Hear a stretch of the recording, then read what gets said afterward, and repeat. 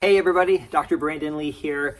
So a question that we get occasionally, not often, but is a really important question is this question of, hey, if I take a vitamin D supplement, will it cause my body to not produce its own vitamin D?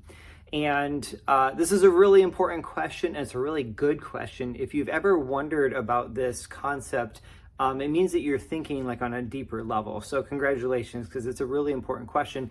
And in biology and in the human body, there's lots of examples of feedback loops. And a good example is like your thyroid, right? Your thyroid secretes thyroid hormone.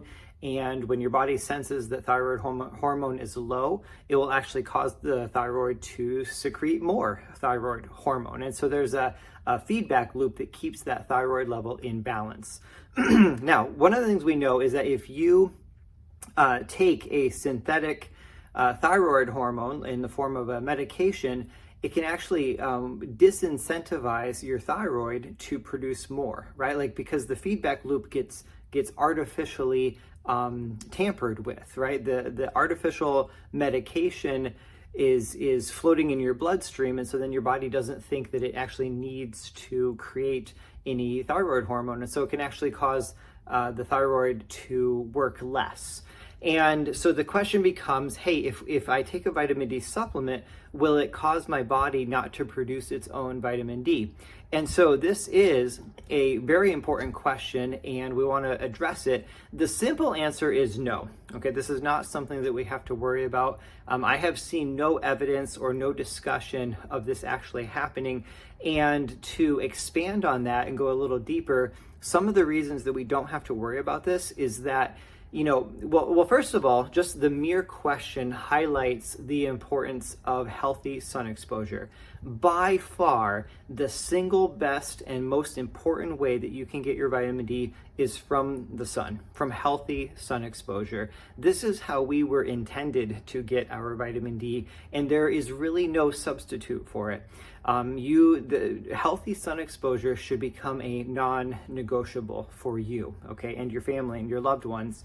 And so we don't have to worry about taking a vitamin D supplement causing our body not to take vitamin D, because the best way to get vitamin D is from the sun. And when the sun's rays hit your skin and interact with a form of cholesterol to actually form vitamin D, that process is independent of how your body uses vitamin D that you take in a supplement form. See, when you take a vitamin D3 supplement, for example, now that D3 is floating around in your bloodstream, but it still has to be turned into the activated form of vitamin D, and that happens in your tissues, specifically mostly in your kidneys.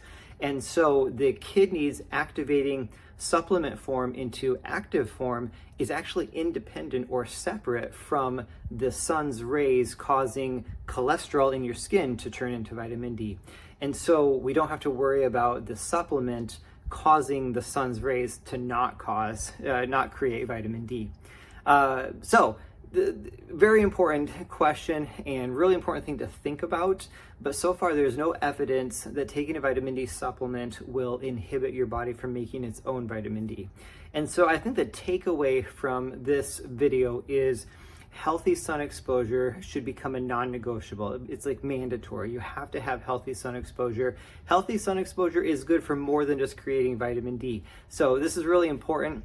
Also, if you, in the meantime, until you figure out how to have enough healthy sun exposure to get yourself into that optimal range, the value and importance of having a vitamin D level in the optimum range is so important that if you need to take a supplement, then you got to do it, okay?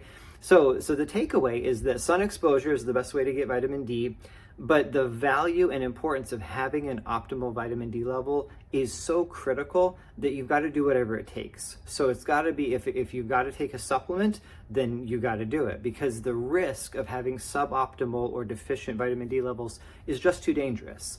And so the reality is it's some combination of healthy sun exposure, supplementation, and foods that contain vitamin D to keep you in the optimal range. All right, I hope that's helpful. Please let me know if you have questions or comments.